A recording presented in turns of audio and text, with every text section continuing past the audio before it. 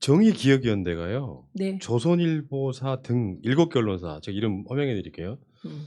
조선일보, 중앙일보, 한국일보, 한국경제, 서울경제, 국민일보, 신동아 이렇게 총 7개 언론사에 대해서 정정보도 신청하고요.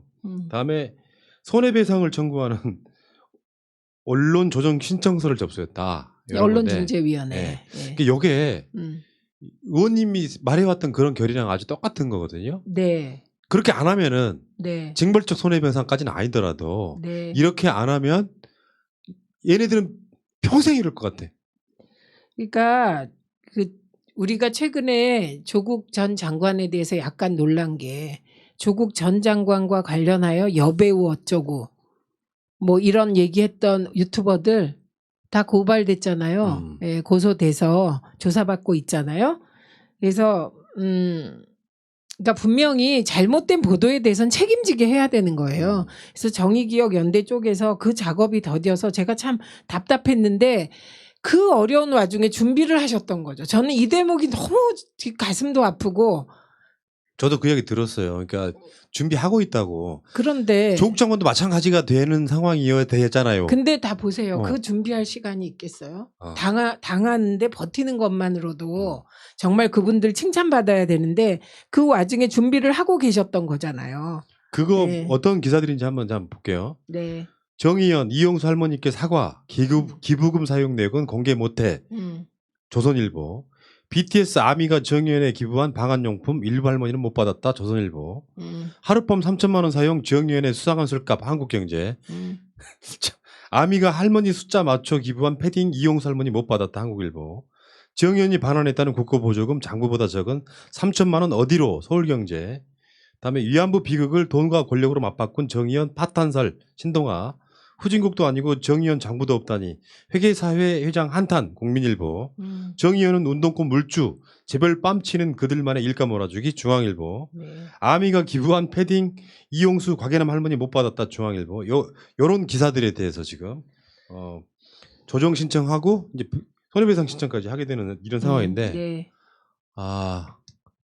당한 우리들 입장에서는 정말 그게 힘들거든요.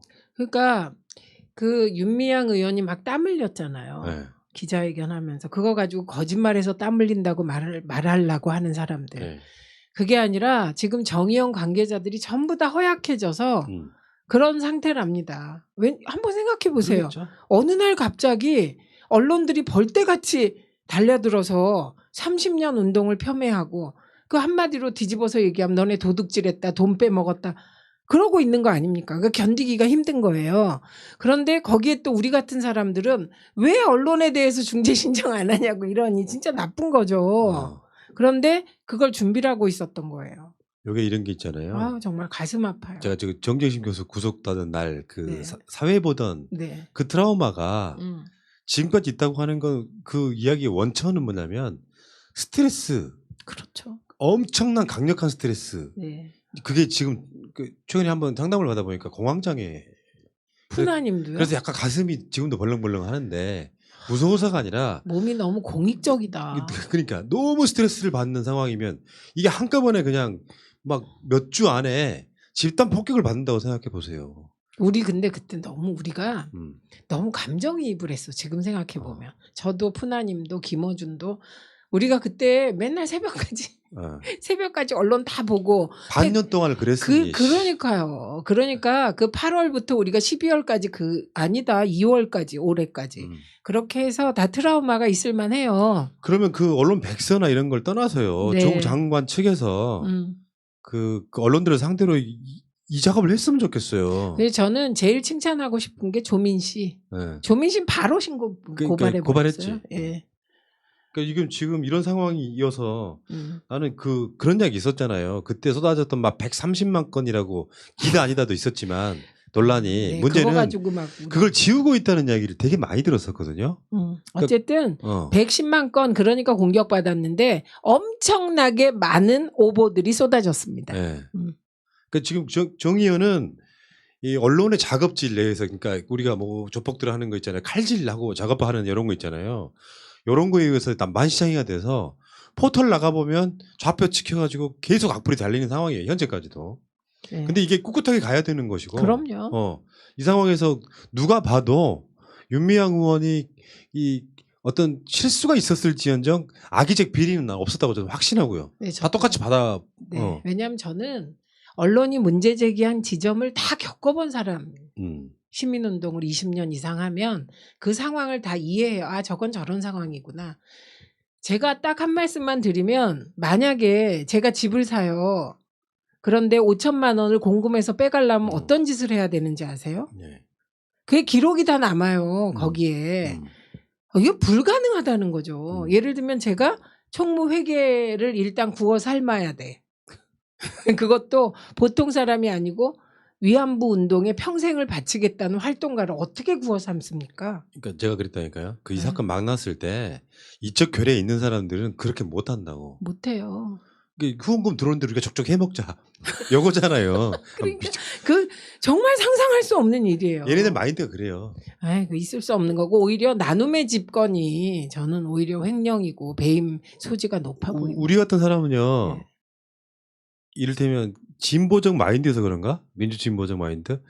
그냥 사사로운 모임 하나 만들어도요. 총무 따로 둬요. 그렇죠. 네. 네. 지가 다 해먹는다는 소리 들을까 봐. 그리고 장례식을 하잖아요. 김복동 할머니. 그러면 이제 상주 이름으로 통장을 개설하잖아요. 그 통장을 누가 관리하겠습니까?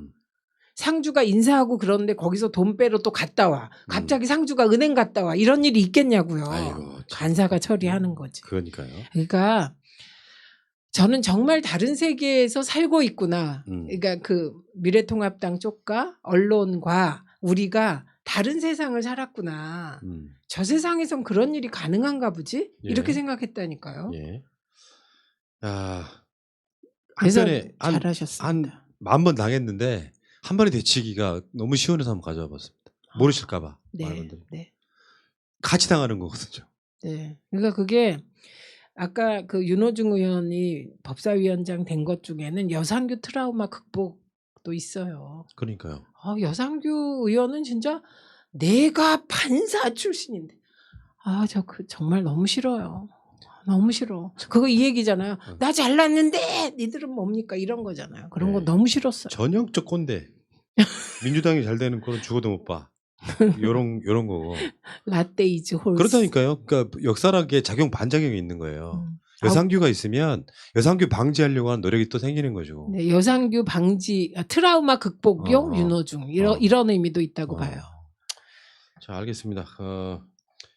하나만 더 할까요? 아니면 그냥 마음대로 하세요. 저는 그냥 처분만 기다릴게요. 네, 하나만 더 할게요. 왜냐하면 지금 이야기는 꼭 하고 넘어가고 싶어서. 네.